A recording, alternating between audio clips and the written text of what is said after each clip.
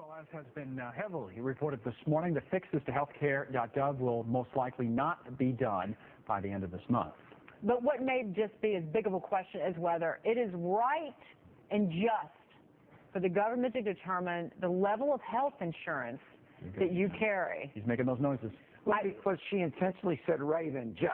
That's exactly because I changed it. I did not read the prompter as it was written. I said right and just. Your Honor? And legal. Pleasure to be with both of you. The decision about whether it's right and just has been resolved long before today. Yeah. The Congress decided, from Congress's point of view, it was right and just to decide what a standard insurance policy would be, and the Supreme Court put its imprimatur on that when it decided the means used to coerce people into these policies is a tax. Therefore, the entire statute is unconstitutional. In my view, both those arguments are flawed, but that's the law of the land.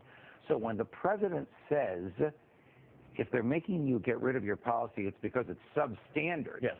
That substandard policy is the policy that the president also said, if you have it and you like it, you can keep it.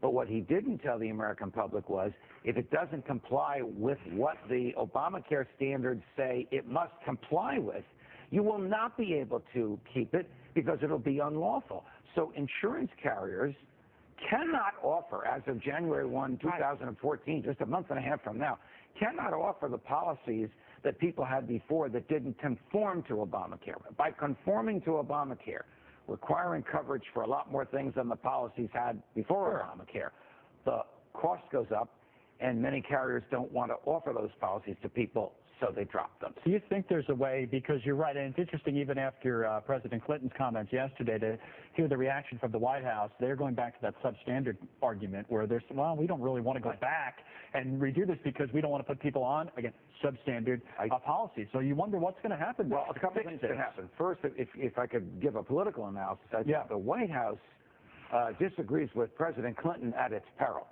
I mean, President Clinton has captured, as he uniquely has been doing for 30 years, the public sentiment on this. And the public sentiment is, hey, we had a deal with you, President Obama, and the deal was if we liked our doctor and we liked our policy, we could keep our doctor and keep our policy. You didn't tell us we could keep the same policy only if we conformed it to what you say we have to have. Right. Look at me. I'm an unmarried male. I have to have coverage for abortion in my policy. I have to have a coverage for prenatal care in my policy. This is ridiculous.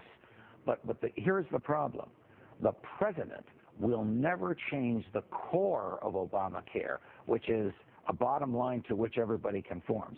And in order to save these pre-existing policies, you'll have to change that by saying the pre-existing policies are now lawful. The insurance companies will be happy to keep the pre-existing policies because they cover less than Obamacare covers, and they charge less than Obamacare will require in order to fund. But then in that equation, who then foots the bill for those Americans who have pre-existing conditions? Yes.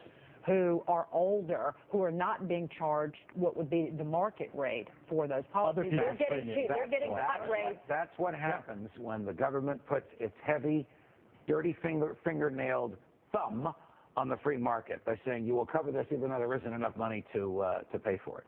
Now, I don't think the president will ever change the core of the policy because this is his legacy. Yet it is that core that has caused millions to lose their coverage, contrary to his promise. You want to start over camp? Do you think we'll ever get to that point where it's scrapped immediately after this administration or some point? You need a free market Republican in the White House. The next president.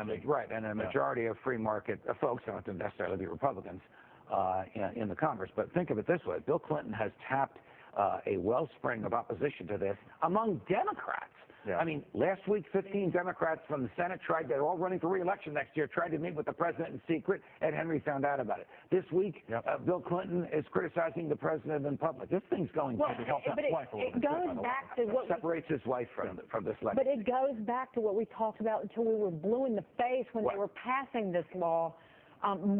Some 3 years ago, nobody in Washington understood what was in it and how it would play out on the American landscape. They didn't read it, they didn't know, and now they gotten caught with their pants down. Because the law was written by progressive ideologues who believe that their vision for America, which is forced equality, forced egalitarianism, is better than the individual choice of free people in a free society. And they don't understand economics. They didn't realize that by forcing this egalitarianism, they were going to create policies that couldn't possibly be supported by the low premiums, and premiums would have to go up. Thank you, Judge, as always. There were a few. There was some sound bites the senators played, but I know your point. But there were a few that realized it and talked about it way back. Yeah. Some people knew. Yeah. Some of them are in real political trouble, like Senator Landrieu in Louisiana. She's proposed legislation to allow you to keep your old policy with its old standards at its own old rate. I can't imagine the president signing that if it passed the Senate and the House. That's what Dianne Feinstein was getting on board with, actually. Yeah. All right, Judge. Thank you, Judge. Pleasure, guys.